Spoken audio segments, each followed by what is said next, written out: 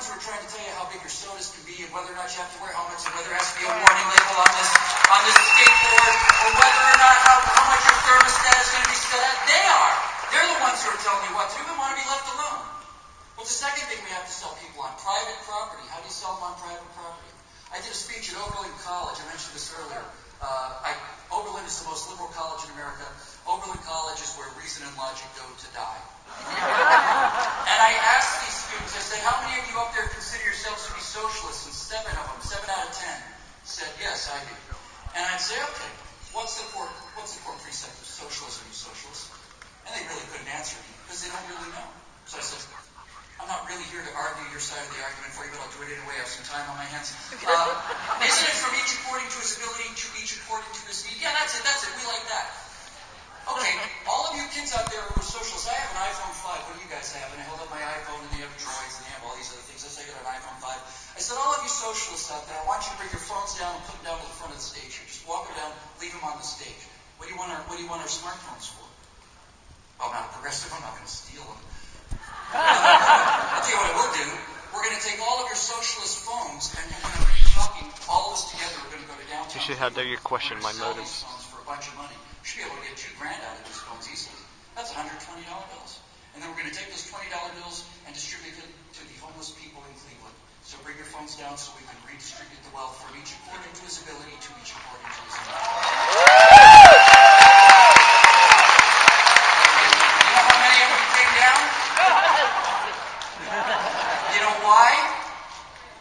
Socialists, they're capitalists, that's why. They're rock-rib capitalists when it comes to their own private property. They're all about redistributing other people's wealth to themselves. But when it's time to redistribute their wealth to somebody else, suddenly they're conservatives. And they know it. And they can't stand being pointed out to them that their Xbox 360, their toy, could feed a family in Africa for a year. So if you're really a socialist, sell the Xbox 360 and distribute the money, but they won't because they know that's their property. Hey, you can't take my phone, this is my phone. I agree. It's not really your phone, your parents bought it for you, but for the sake of the argument, I agree. So it's your stuff, right? That's the second thing. It's your stuff. And finally, the third thing is simple. It's very simple. Don't be a jerk. We believe in virtue. What does virtue mean? It's not like chastity. Virtue just means don't be a jerk. Raise your hand if you think it's okay to be a jerk. Raise your hand if you think it's okay to hit people or take their stuff. How many young people do you think agree that that's okay? None of them. Okay. Don't be a jerk. Don't hit people. Don't take their stuff because if you're not a jerk, then we can leave you alone. But if you are a jerk, now we need police cars, and we need cameras, and we need surveillance, and we need lawyers, and we need judges and bailiffs and prison guards and all the rest. Leave us alone. It's your stuff. Don't be a jerk. They're conservatives. They're on our team. It's not that hard.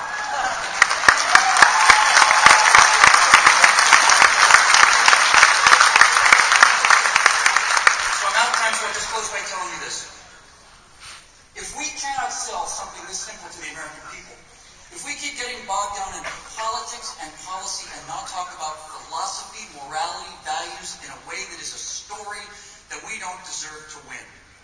We don't deserve to win. If we can't do something that simple, we don't deserve to win.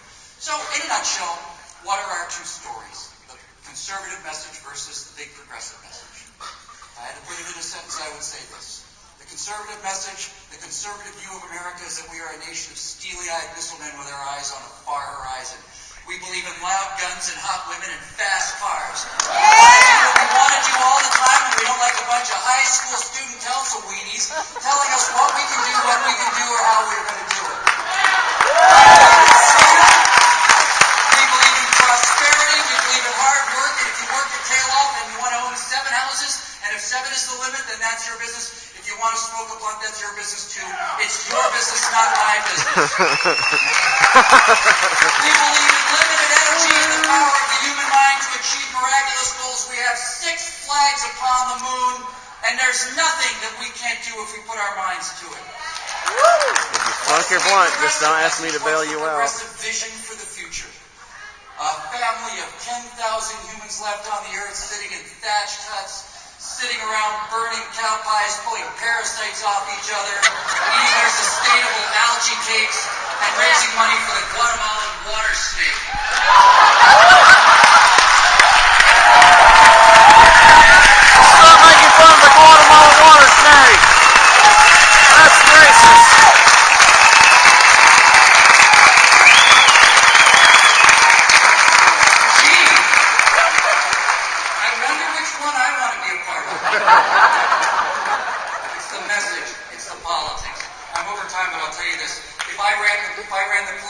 this country, I would abolish the term Tea Party.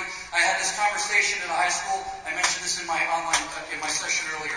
Kids said to me, we have kind I of want thought to about start a that Tea too, Party just changing the name. at my high school. What do you think I ought to do? How do you think I ought to sell it? I said, don't call it a Tea Party. Don't say Republican. And don't say conservative. Say at 2:30 on Tuesday in room 402 will be a meeting of the Rebel Alliance.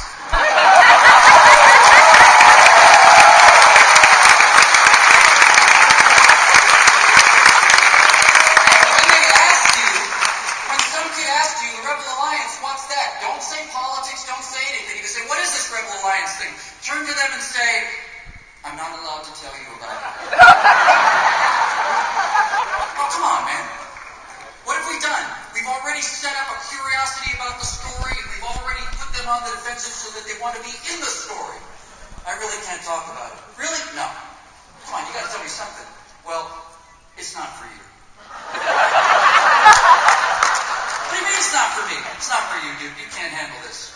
Because if you're going to be a member of the Rebel Alliance, you're going to start out being outnumbered. We're outnumbered 100 to 1 on our best day. Go back to the rest of your pals in the Obama camp and you can all go along your business. You're not fit enough to be a member of the Rebel Alliance, because if you're a member of the Rebel Alliance, you have to know how economics work and history works, and sometimes things aren't as they seem.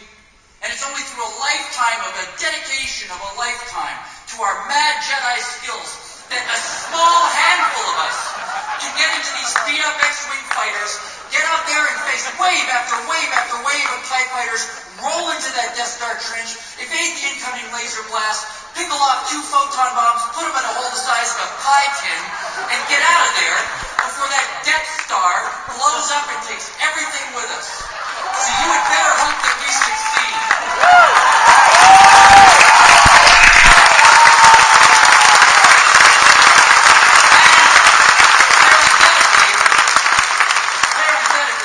The meeting of the Rebel Alliance will be in room 402 at 4:30.